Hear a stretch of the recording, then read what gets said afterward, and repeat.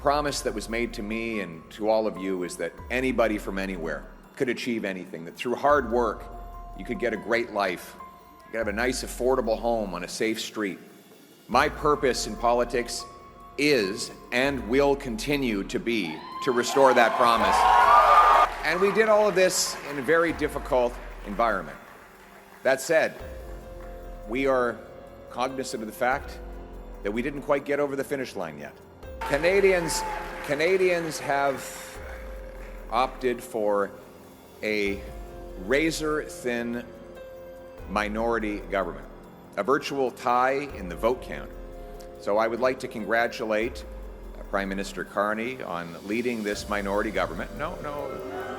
It's with profound gratitude that I stand before you today at the moment of this historic election. Because only in Canada could the story that Anna and I bring to the stage be possible. Adopted son of school teachers and a Venezuelan refugee, stand on this stage in front of our proud country, offering ourselves up to serve for the future, after millions of people have shown up and marked their X, spoken their voice, and exercised their democratic rights. We could not be more proud, we could not be more grateful for the opportunity the Canadians have given us.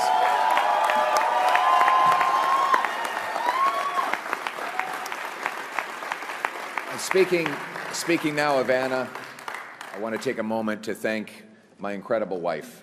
She's been by my side. She's my rock. I love and cherish you and our little ones more than you'll ever know, and I could not have done any of this without you. Thank you so much. I love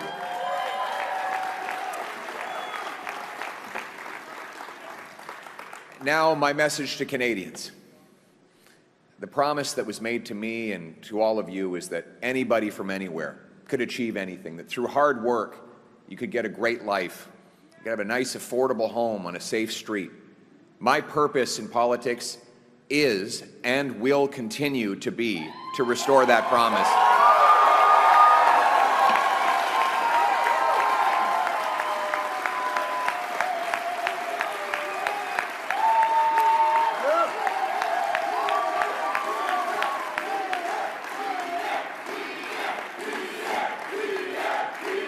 Thank you.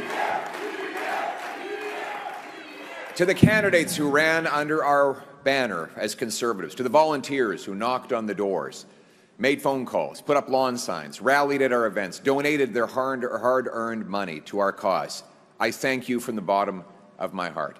To the millions of people who voted for the Conservative Party and put their hopes and dreams in our vision, thank you. It will be an honor to continue to fight for you and to be a champion of your cause as we go forward.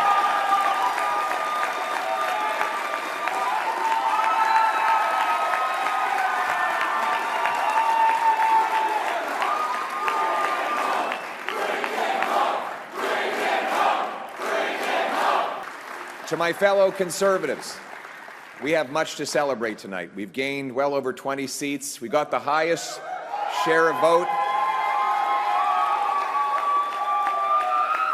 our party has received since 1988. We denied the NDP and Liberals enough seats to form a coalition government, meaning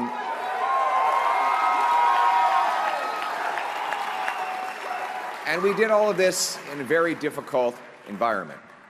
That said, we are cognizant of the fact that we didn't quite get over the finish line yet. We know that change is needed, but change is hard to come by. It takes time. It takes work. And that's why we have to learn the lessons of tonight so that we can have an even better result the next time the Canadians decide the future for the country.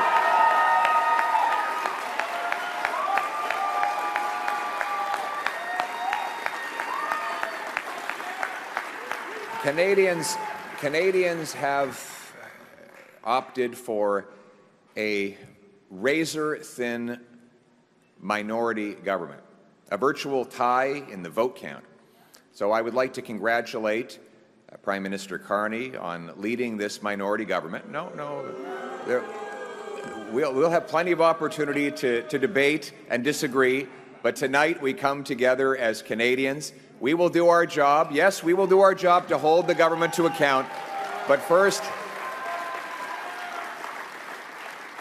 we congratulate people from all political backgrounds on participating in the democratic process. And as I said, while we will do our constitutional duty of holding government to account and proposing better alternatives, we will always put Canada first as we stare down tariffs and other irresponsible threats from President Trump. Conservatives will work with the Prime Minister and all parties with the common goal of defending Canada's interests and getting a new trade deal that puts these tariffs behind us while protecting our sovereignty and the Canadian people.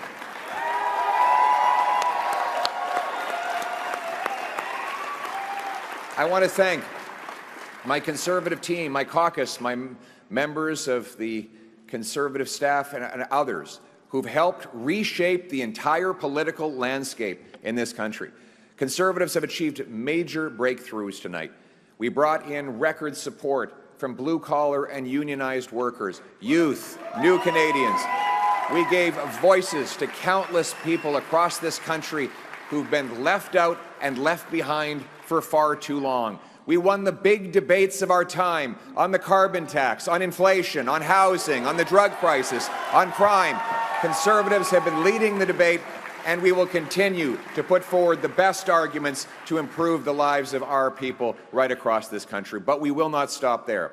Every single day, our Conservative caucus and I will be holding the government to account on behalf of the millions of Canadians who believed in the message of change.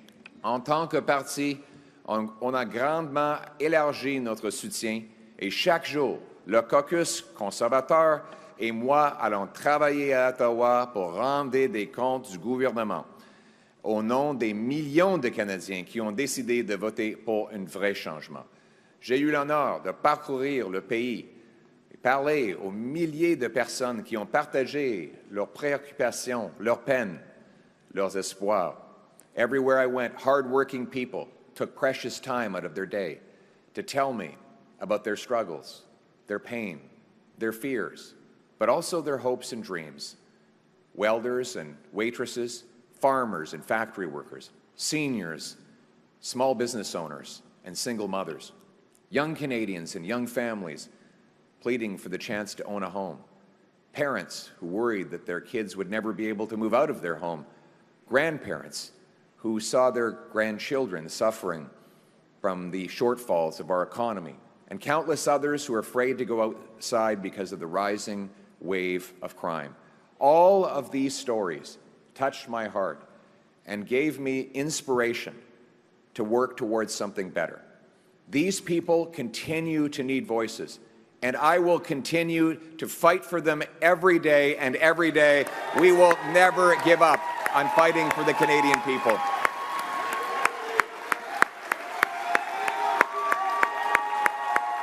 Thank you. We hear your stories. We will carry those stories with us into Parliament. We will not forget the people for whom we work and for whom we fight every day. Now, I know that some of you might be disappointed that change did not get over the finish line tonight. Change takes time. Most of all, it requires that we never give up, because our people and our country are worth fighting for.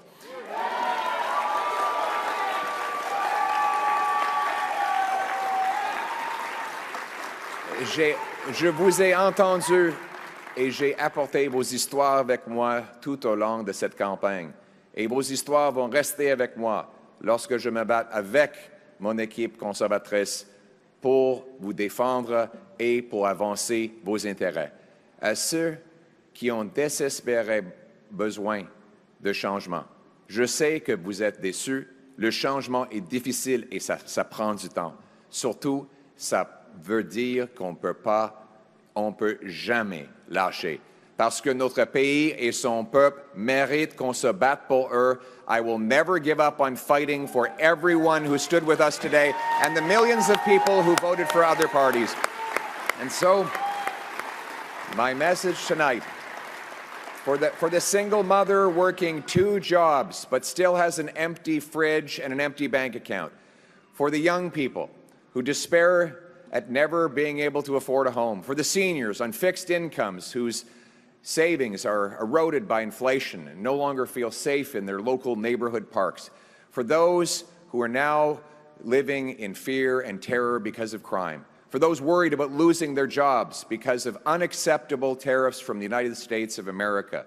For all of those who feel left behind and forgotten, my message is one of hope. Change will take time, but we will fight for that change, and we will deliver that change, and we will never give up on fighting for the great Canadian promise that anyone from anywhere can achieve anything, that hard work gets you a great life in a beautiful house on a safe street protected by our brave troops under our proud flag. Canada first, Canada always. Let's bring it home. Thank you very much, Canada.